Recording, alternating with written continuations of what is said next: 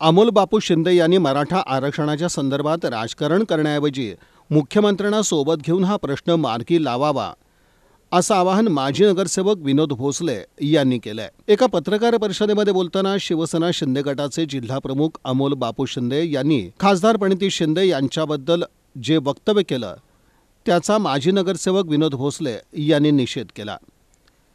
खासदार प्रणिती शिंदे यांनी लोकसभेत आपल्या पहिल्याच भाषणात मराठा नेते मनोज जरांगे पाटील यांचा उल्लेख करून त्यांचं उपोषण सरकारनं तात्काळ थांबवलं पाहिजे असं निक्षून सांगितलं होतं। याचाच अर्थ असा आहे की त्यांच्या सर्व मागण्या या मान्य केल्या पाहिजेत।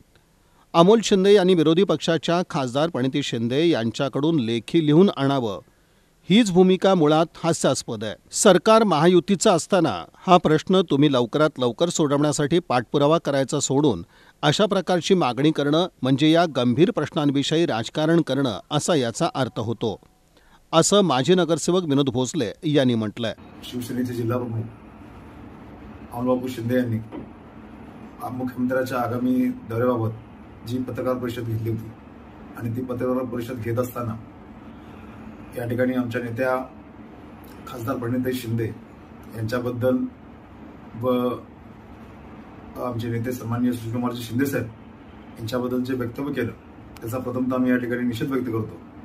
कारण या ठिकाणी मला वाटतं की अशा प्रकारची वक्तव्य केवळ प्रसिद्धीच्या माध्यमातून किंवा प्रसिद्धी मिळवण्यासाठी शिवसेनेचे शिंदे गटाचे जिल्हाप्रमुख अमोल शिंदे करतात की काय अशी या ठिकाणी मला शंका येते। कारण प्रसिद्धी मिळवण्यासाठी कोणत्यातरी मोठ्या नेत्यावर कायम बोलायचं, वास्तविक पाहता हाच मुद्दा त्यांनी लोकसभेच्या निकालानंतर वैफल्यग्रस्त भावनेतून त्यांनी निर्माण केला होता।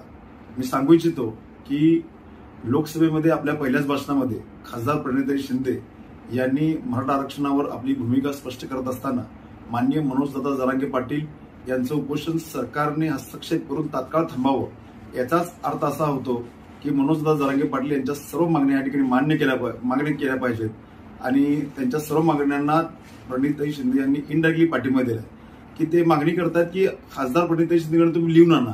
मला वाटतं की ही जी मागणी आहे ही मुळातच हास्यास्पद अशी मागणी या ठिकाणी त्यांची वाढते। कारण सरकार या ठिकाणी माहिती असताना आणि सन्माननीय मुख्यमंत्री महोदय त्यांच्या पक्षाचे असताना विरोधी पक्षाच्या पत्राची गरज काय? तुम्हाला जर माननीय मनोजदादा जरांगे पाटील यांच्या प्रश्नाबाबत मराठा प्रश्नाबाबत जर आपणास गांभीर्य असेल तर तात्काळ त्या प्रश्न सोडवण्यासाठी तुम्ही हस्तक्षेप करा। वास्तविक पाहता अशा प्रकारचे वक्तव्य करून केवळ राजकारण करून स्वतःची पोळी वाजण्यापेक्षा आपण त्या प्रश्न सोडवण्यासाठी तो सरकार दरबारी प्रयत्न केला पाहिजे की केवळ विरोधी पक्षाकडून पत्र आणा असे मागणी करणं की मला वाटतं की हे योग्य नाहीये।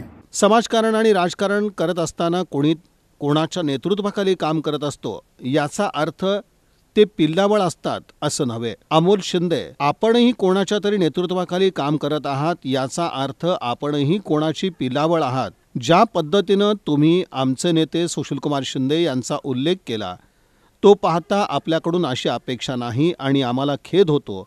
कारण आज जे आपण राजकारणात आहात त्याचा श्री गणेशा या दोन्ही नेत्यांच्या आशीर्वादानं झालाय हे आपण विसरता कामा नये असं माजी नगरसेवक विनोद भोसले यांनी म्हटलंय। सन्माननीय सुशीलकुमार शिंदे साहेबांबद्दल त्यांनी पप्पा असा उल्लेख केला। खरं तर अमोल बापू शिंदेना सांगू इच्छितो की आपण जो राजकारणामध्ये आपला राजकारणात जो श्री गणेशा झालाय तो केवळ शिंदे कुटुंबियामुळे झालाय आपण विसरता कामा नये।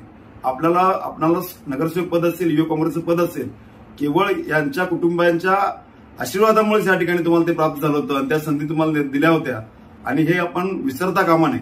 आणि तेच करत असताना राजकारण आणि समाजकारणामध्ये काम करत असताना व्यक्ती कोणाच्या ना कोणाच्या नेतृत्वाखाली काम करत असतो आणि आम्ही हे काम करत असताना कोणाची तरी पिलावळ म्हणून संबोधन करणं हे चुकीचं आहे।